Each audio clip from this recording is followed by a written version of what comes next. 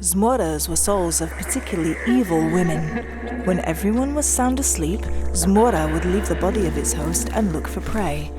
Zmoras were known for strangling their victims and sucking out their blood.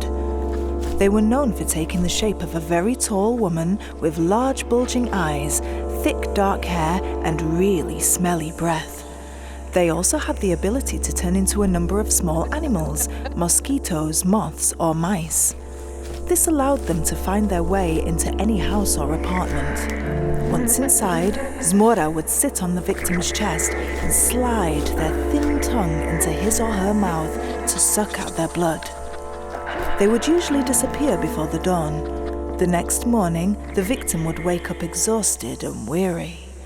In most cases, the victims were family members and nearest neighbours, but there were instances of Zmoras attacking people randomly. Zmoras would rarely murder their victims, but since those attacks were quite common, they earned their horrible reputation. There were a dozen known ways to prevent a potential Zmora attack. Unfortunately, none that worked every time. The most popular was rotating or moving your bed to a different part of the room and drawing a white protecting circle around it.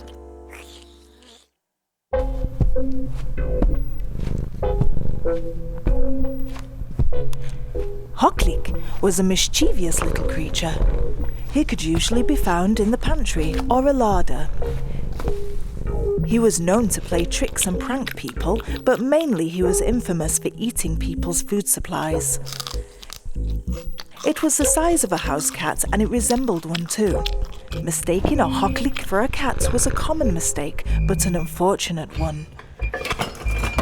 Startling a hoklik could end in mad fury. When that occurred, he could wreck the whole pantry. It was a good rule of thumb not to get in his way.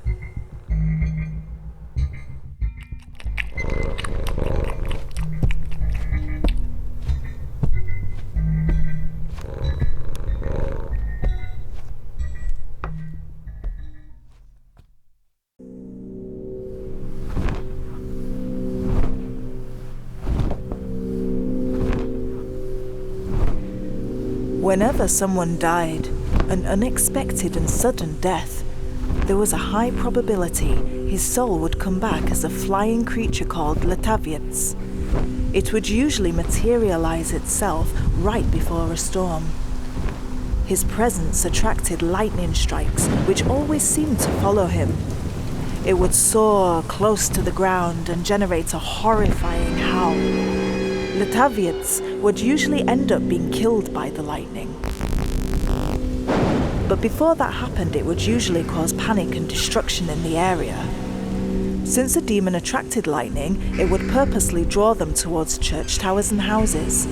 People believed that the lightning was God's will, and that a fire initiated by it should not be put down.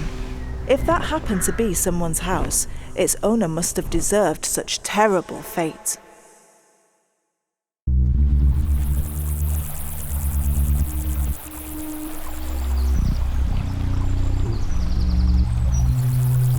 Błotnik was a large insect-like creature which inhabited swamps of subcarpathian lowlands. At night, it would start emitting a translucent light and lure its victims into their doom. Its diet usually consisted of lost travelers who were lured by the light. Błotnik was also known to prey on treasure hunters who believed that during the night, a lost gold shined within the bright light, which made it easier to find. Countless fools seeking fortune found their way straight into Błotnik's hideouts.